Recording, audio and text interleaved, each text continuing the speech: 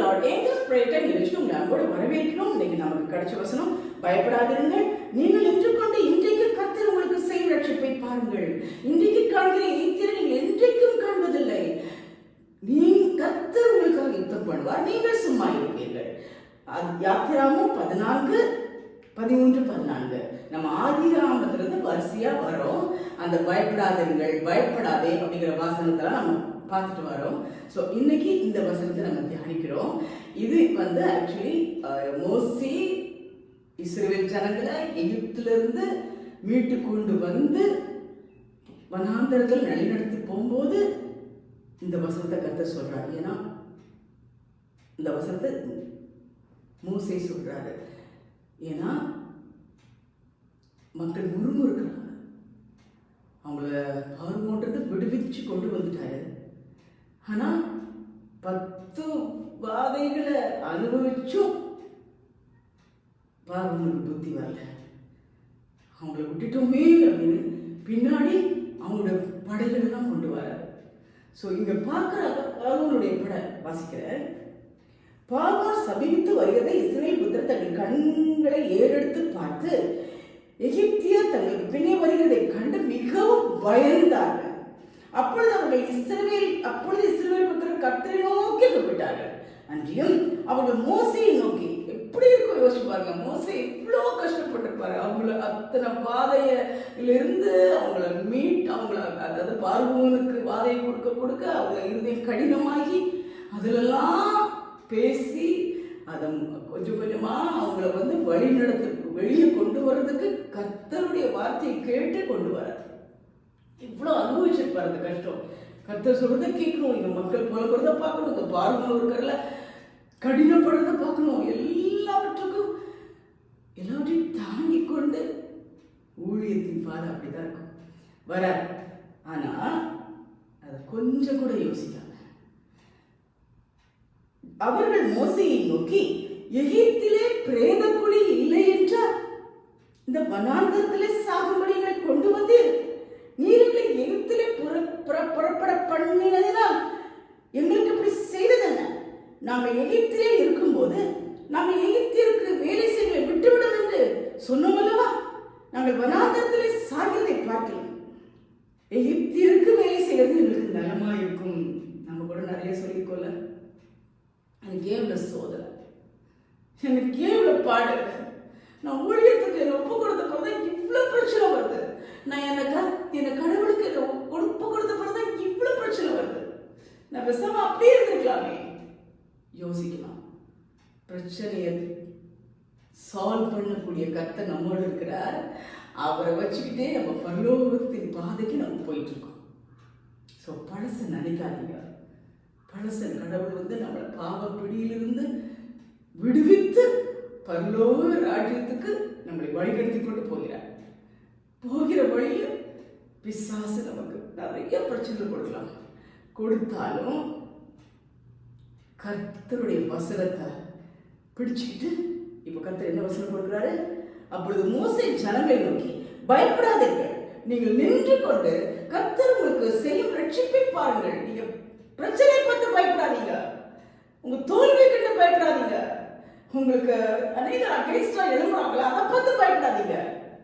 கர்த்தர் இன்றைக்கு உங்களுக்கு செய்ய போகும் ரட்சிப்பை பாருங்கள். இன்றைக்கு நீங்கள் காண்கிற எகிப்தியரை அவர் என்றைக்குமே காண்பதில்லை. ஏன்? கர்த்தர் உங்களுக்காக யுத்தம் பண்ணுவார், நீங்கள் சும்மா இருப்பீர்கள். உங்க பிரச்சனை, உங்களை வழி நடத்துகிறவர் தேவன். உங்க வழியில என்னெல்லாம் வருதுன்னு அவருக்கு தெரியும். அவங்க கர்த்தர் நோக்கி முறையிட்டார்கள். நம்மளும் கர்த்தர் நோக்கி கேட்கிறோம். கர்த்தர் நிச்சயமா நமக்காக யுத்தம் பண்ணுவார். நமக்காக நம்ம பிரச்சனைகளோடு யுத்தம் பண்ணுவார், நம்ம எதிரிகளோடு யுத்தம் பண்ணுவார், நம்ம வியாதியோடு யுத்தம் பண்ணுவார், நம்முடைய கடன் தொல்லையோடு யுத்தம் பண்ண செய்வார். நீங்கள் சும்மா இருப்பீர்கள். இன்னைக்கு காண்கிற பிரச்சனையை என்னைக்கும் காண்பதில்லை. இவ்வளவு அழகான ஒரு வாக்குத்தத்த வசனம். இதை பிடிச்சுக்கோ. பின்னாடி பாருங்க. அப்பொழுது கர்த்தர் மோசேயை நோக்கி, நீ இடத்துல முறையிடுகிறது என்ன? புறப்பட்டு போங்கள் என்று இஸ்ரவேல் புத்திரருக்கு சொல்லு. நீ உன் கோலை ஓங்கி உன் கையை சமுத்திரத்தின் மேல் நீட்டி சமுத்திரத்தை பிளந்து விடு. அப்பொழுது இஸ்ரவேல் புத்திரர் சமுத்திரத்தின் நடுவாக வெட்டாந்தரையில் நடந்து போவார்கள். அவ்வளவுதான்.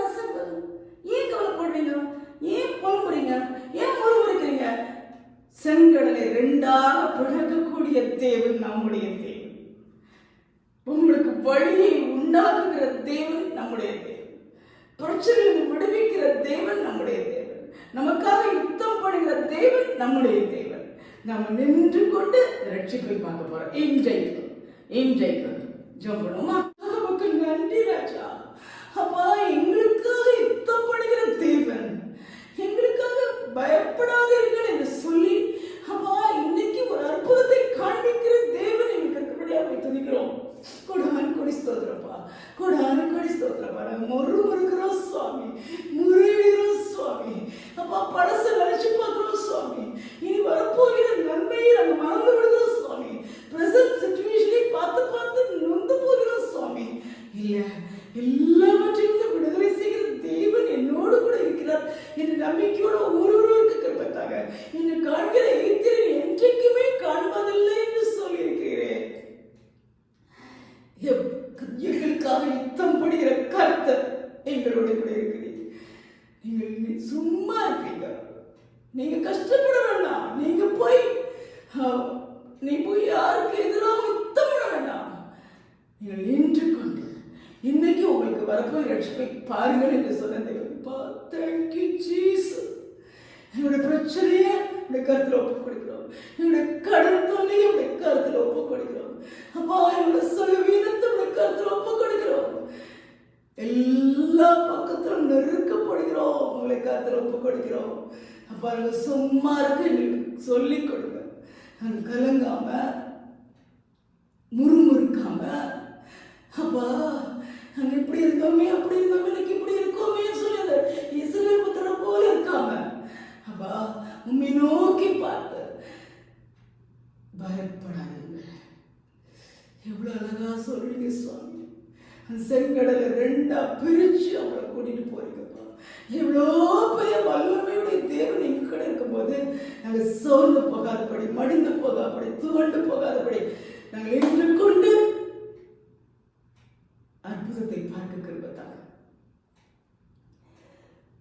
Thank you Jesus. எங்களுக்காக வழியை உண்டு படுகிற தேவன் எங்களுக்கு இருக்கு. ஒவ்வொருவருக்கும் தடைப்பட்டிருக்கிற எல்லா காரியங்களையும் தடை அகற்றி வழியை கொடுப்பீராக. Thank you Jesus. ஒவ்வொருவரையும் பாதுகாத்துக் கொள்ளும். ஒவ்வொருவர் மேலும் உடைய கருத்தை வைக்கிறோம். அவர்களுக்காக யுத்தம் பண்ணுகிற தேவன் இருக்கிறேன். ஒவ்வொருவருக்காகவும் யுத்தம் பண்ணுகிற தேவன் இருக்கிறாங்க. சும்மா இருந்தா போதும், முறுமுறுக்காம சும்மா இருந்தா போதும். நீங்கள் இன்று காண்கிற பிரச்சனையை இனி என்றுமே காண்பதில்லை. Thank you Jesus. அப்படிப்பட்ட வாக்குத்தத்தத்தை கொடுத்து எங்களுக்கு இந்த நாள் ஆசீர்வாதத்தை கொடுத்ததுக்காக நன்றி சொல்றோம்.